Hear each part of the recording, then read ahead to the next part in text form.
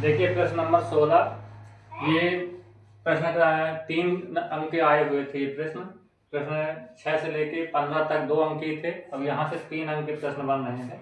देखिए कैसे करना है। बिंदु 0 0 से गुजरने वाले एक वक्र का समीकरण ज्ञात करना है, जिसका अवकल समीकरण। देखिए यहाँ सामने लिखा हुआ है अवकल समीकरण। तो आपको भ्रमित नहीं होना है कि अवकल समीकरण से अध्याय का ही समझ जाना है। अब आपको इसे हल करना है। तो यहाँ पास हमें समीकरण दिया हुआ है y डैश बराबर e की पावर x साइन x। इस y डैश को हम लिख सकते हैं dy बटे dx e की पावर x साइन x। देखिए दोनों x के फलन हैं।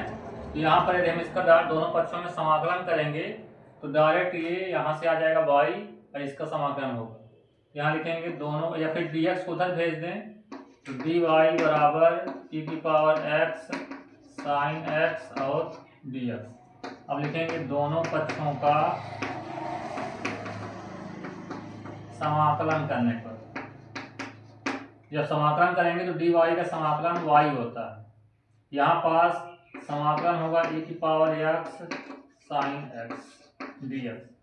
अब देखिए यहाँ खंडशः समाकलन से इसको हम हल करते हैं दो फलनों के गुणनफल के रूप में, तो थोड़ी बड़ा हो जाएगा। जब भी कभी e की पावर x साइन या cos दिखाई दे तो इसका हमें एक मानक सूत्र याद रखना है, वो बहुत काम आएगा।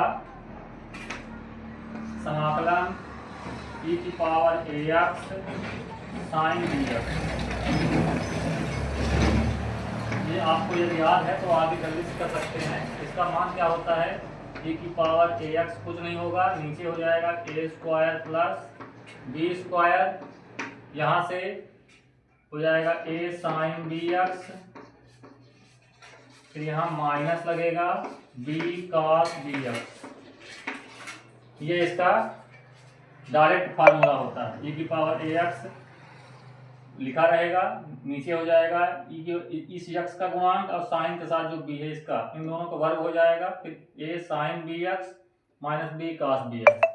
अब इसको यदि हम डायरेक्ट यहाँ पास करें, ये हो जाएगा y बराबर, इसके यहाँ पास a की जगह क्या लिखा है, कुछ भी नहीं है तो 1 मानेंगे, b की जगह कुछ भी नहीं लिखा है तो 1 मानेंगे। ये हो जाएगा e की पावर x बटे a square plus b square, मतलब 1 का स्क्वायर प्लस 1 का स्क्वायर। फिर क्या होता है, a का मान 1 है, b का मान भी 1 है। ये हो जाएगा साइन x, फिर माइनस b की जगह 1 रखेंगे और फिर b की जगह 1 रखेंगे, a sine bx minus b cos ax होता है।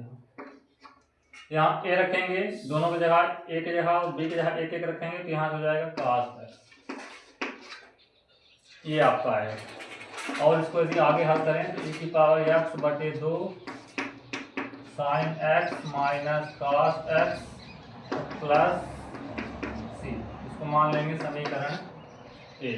अब हमें एक कंडीशन दी हुई है, बिंदु दिया है 0 0, तो समीकरण 1 में x बराबर 0 y बराबर 0 रखने पर, यहाँ जब 0 रखेंगे ये y की जगह 0 रखेंगे 0, e की पावर 0 का मान 1 होता है, तो ये हो जाएगा 0 बराबर 1 बटे 2 साइन 0 का मान 0 होता है, cos 0 का मान 1 होता है, अब प्लस c।